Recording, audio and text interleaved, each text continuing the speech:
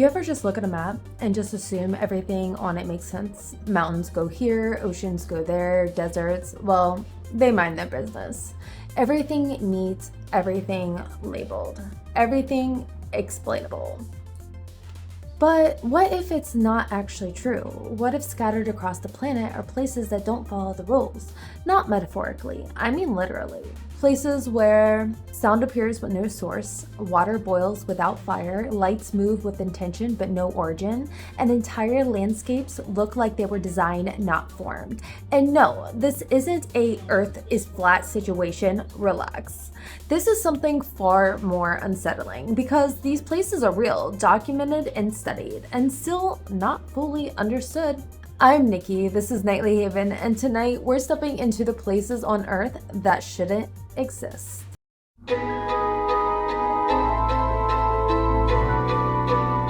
Fear tingles down your spine and hairs stand on end. Mysteries unknown and tales in the dark. Are you ready? Hello? Let's start with something that looks, honestly, like it was never supposed to be subtle. Out in the vast emptiness of the Sahara Desert, there's something so massive that you can truly see it from space. It's called the richat structure, but almost no one calls it that because once you see it, you understand why it has a different name. The Eye of the Sahara. And yeah, it looks like an eye. A nearly perfect circular formation stretching about 25 miles across, layered rings, symmetrical patterns, almost like something was placed there and then buried under time. Now, originally scientists thought it was a meteor impact site, which makes sense, right? Big circle in the ground, something probably hit it, case closed.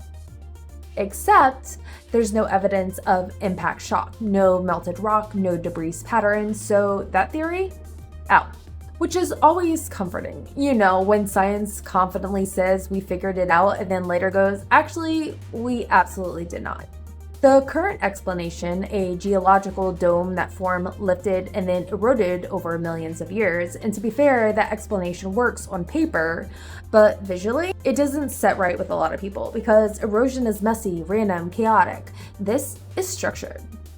Clean, intentional looking. And here's where things get interesting. Some researchers, and I'll say this carefully, have suggested that the richat structure resembles descriptions of Atlantis. Now, before we go full conspiracy board with this red string everywhere, there's no confirmed evidence of that. But the idea exists because humans are pattern seeking, and when something looks this deliberate, we start asking questions. And maybe the better question isn't, what is it? But why does it look like something we were meant to recognize? Now, let's move somewhere where things don't just look strange, they act strange. Welcome to Mapimi, Silent Zone in Mexico. A desert region that has gained a reputation for one simple reason. And I'm sorry if I mispronounced that, I'm awful at names. Technology doesn't behave here. Radios cut out, signals disappear. And if you're thinking, okay, it's just remote desert, hold that thought, because in 1970, a US test missile somehow went completely off course. Not a little off, not, oops, wrong turn. It veered wildly and crashed directly into this region. That's not something missiles are supposed to do, especially ones being tracked, guided, and monitored. Now, officially, it was chalked up to malfunction, but it's one of those explanations that feels convenient. Like when your GPS reroutes you through a cornfield and you just trust the process. Scientists have since studied the area and they found higher concentrations of magnetite in the soil, which can interfere with electromagnetic signals. So yes, there is a real grounded explanation, but here's where it gets layered because locals in this region, they don't just talk about signal issues. They talk about strange lights in the sky, encounters with tall, blonde strangers. Yes, that's a recurring detail. And moments where time feels off. Now, are all of those verified? No. But they're consistent, and consistency is where things start to matter. Because even if only part of the phenomenon is real, it still means something unusual is happening there. And maybe the zone of silence isn't completely silent. I mean, maybe it's not just speaking in a way we understand. Deep in the Amazon rainforest, there's a river that shouldn't exist. Not metaphorically, scientifically. It shouldn't be there. It's called Shene Tempishka. I don't know if I said that right either. And if that name sounds unfamiliar, the nickname won't be. The Boiling River. Now, when I say boiling, I don't mean warm. I don't mean spa day, relax your muscles. I mean temperatures reaching near 200 degrees, hot enough to kill anything that enters it. And yes, that includes animals. There are documented accounts of creatures falling in and not just dying, but being cooked alive. Now, normally water like this exists near volcanic activity. That's the rule. That's how Earth works. Except there's no volcano nearby, none, which immediately raises the question, where's the heat coming from? Scientists now believe it's due to deep geothermal fissures, water seeping down into the earth, heating and rising back up, which again makes sense, but here's what makes this different: scale. This isn't a small hot spring. It's a river, flowing, stretching for miles, breathing steam into the air like something alive. And long before scientists ever studied it, local shamans already knew it was there, already respected it, already warned people about it. Which is something we see again and again. Ancient cultures recognizing danger long before we could explain it. And maybe that's the thread connecting all of this. Not that these places are unnatural, but that they remind us we don't discover everything first. Sometimes we're just catching up. Now this one doesn't rely on visuals. You can't photograph it. You can't point a camera at it. But if you hear it, you don't forget it. In the quiet town of Taos, New Mexico, residents have reported something deeply unsettling. A low-frequency sound, a hum, constant, persistent, untraceable. Now, here's where it gets strange. Not everyone can hear it. Only a small percentage of people in the area report experiencing it, which immediately splits the conversation in two. Is it external or is it internal? Scientists have proposed everything from industrial noise carried over long distances, hearing sensitivity differences, even mild forms of tinnitus. But extensive investigations have pinpointed a consistent source. No machine, no signal, no underground system, nothing. Which is mildly unsettling because usually when something is making noise, it's polite enough to at least exist. But people who hear it, they describe it the same way. Not loud, but impossible to ignore. A vibration that feels like it's inside your body more than outside of it. And that's what makes this one different, because unlike the other locations, you can't just observe it. You have to experience it. And if you're one of those people who can, you don't get to turn it off. Now imagine this, you're walking through a desert, nothing but silence, sand, and heat, and then suddenly the ground opens up. Not metaphorically, I mean massive crater, glowing, roaring, alive with fire. This is the Darvaza gas crater in Turkmenistan. But almost no one calls it that because standing at the edge of it, there really is only one name that fits: the gates of hell. It's about 230 feet wide, and inside, endless flames. Not flickering, not dying down, just burning relentlessly. Now, here's the part that almost sounds like a dark joke. This wasn't natural, at least not at first. Back in the 1970s, Soviet scientists were drilling for gas in the area, and the ground collapsed beneath them, revealing a massive underground pocket of methane. So what did they do? They lit it on fire. Because they assumed it would burn off in a few days, maybe a week. Problem solved, except it didn't. It's been burning for nearly 50 years. Which is the scientific equivalent of, I'll just light this real quick and then accidentally creating a permanent portal to fire. Now, Scientifically, yes, it's just natural gas fueling continuous combustion.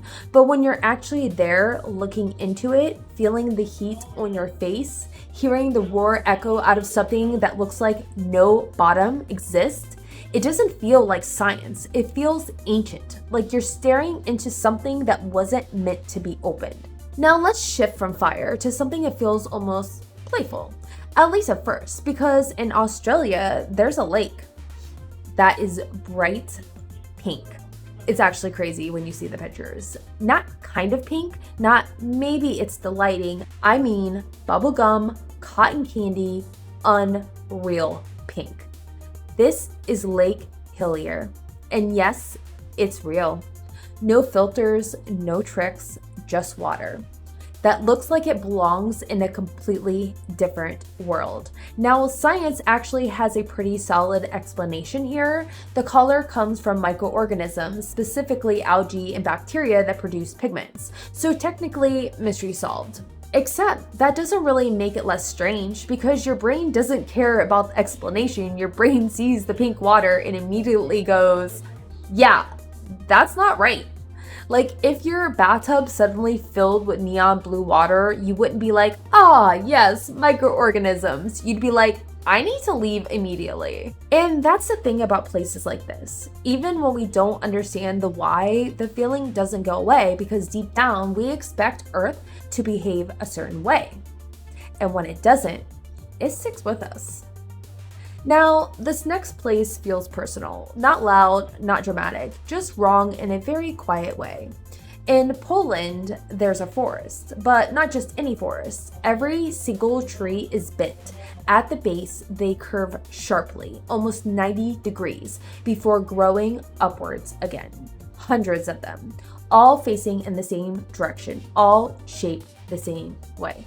We have some of those in Pennsylvania, and I was always told as a kid that it was the Indians used to do that when the trees were young to point towards their village.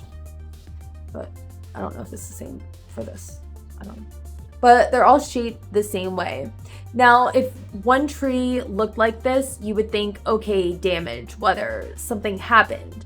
But hundreds, perfectly consistent, that's where it gets a little uncomfortable because scientists believe it may have been caused by human intervention, like I mentioned before, possibly farmers manipulating the trees when they were young for wood shaping. And yes, that is a logical explanation, but here's the problem.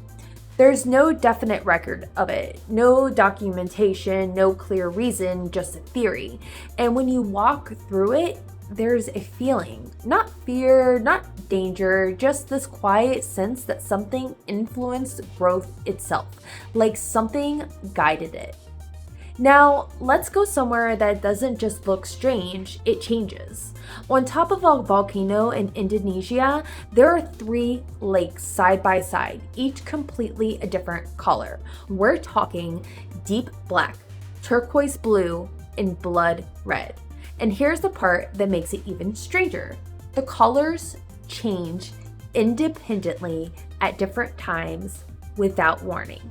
Now, science explains this through chemical reactions, gases interacting with minerals in the water, and again, that's valid. But locals, they see something else entirely. They believe these lakes are connected to the afterlife, that each one holds different souls depending on the life a person lived. And when the colors shift, it reflects something spiritual. Now, whether you believe that or not, there's something about a place that changes color without pattern that kind of makes it feel alive. Now, this one might hit a little closer to home in Pennsylvania. There's a field of boulders. Nothing flashy, nothing dramatic, just rocks until you hit them and they ring like metal. Clear, resonant, almost musical. Solid stone shouldn't do that. And yet here we are. Scientists have studied them. And they believe it's due to internal stress and the way the rocks formed. And actually, some of the rocks from Stonehenge are blue stones, and they ring too. Just saying.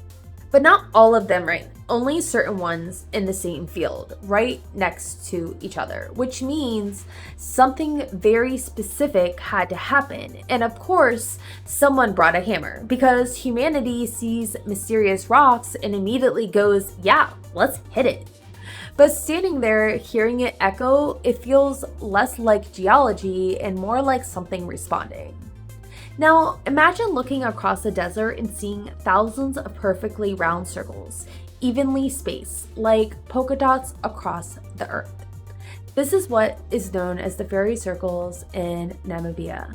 For years, no one could explain them. No animals, no obvious environmental cause.